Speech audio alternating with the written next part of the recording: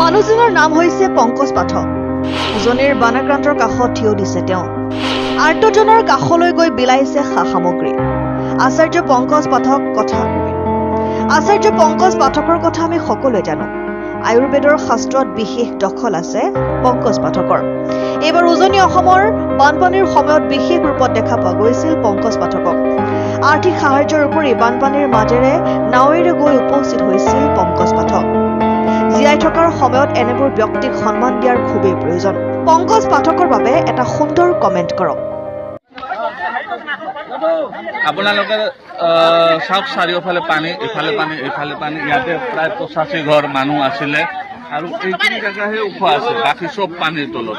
তো ইয়াতে এয়ালৈকে কোনো অহা নাই। আমি 4-5খন নাও লৈ পেলাই মাল আনি দিলো আৰু বহুত বিস্তৰ ক্ষতি হৈছে এইটো অঞ্চলত। তেওঁলোকে ওলাবও নোৱাৰে, সোমাবও নোৱাৰে, তেনেকুৱা পৰিস্থিতি।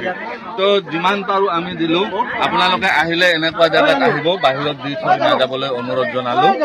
ইয়াতে দুৰ্ভাগ্যৰ বিষয়ে আমাৰ নাও এখনত এইও হৈছে, পানীও সোমাইছে, ডুবিছে। বাকী হলে মমবাতি আনিছো, মমবাতি পাইছে নাই? ভগাই দিব দিয়ক, আছে। আপোনালোকে এতিয়াই নাযাব, বস্তু আৰু আছে। আলু ভগাই লৈ যাব, আলু। এই চাওক, এই 4 বস্তা আলু আপোনালোকৰ কাৰণে আনিছো হা, ভগাই লৈ যাব আপোনালোকে। চিৰা আছে, মমবাতিও আছে, এটা পলিথিনত মমবাতিও দিব, সকলোকে ভগাই দিব, লৈ যাব। ঠিক আছে। এই পেকেটত আমি গোটেইখিনি গাখীৰ চাখীৰ, এইটো যে যিমান যি লাগে, বিস্কুট চিস্কুট চব আছে, মেগী আছে, তাৰপিছত শিশু খাদ্য আছে আৰু এনেকে চব বস্তু, আলু চালু চব আছে, গাখীৰ আছে, টুথপেষ্ট আছে, হাত ধোৱা চাবোন আছে, গা ধোৱা চাবোন আছে, তাৰপিছত চাৰ্ফো আছে, কাপোৰ ধোৱা চাৰ্ফো আছে। এওঁলোকে ভাল পাব পালে। ঠিক আছে, ধন্যবাদ। আৰু পিছত আপডেট দি আছো আমি।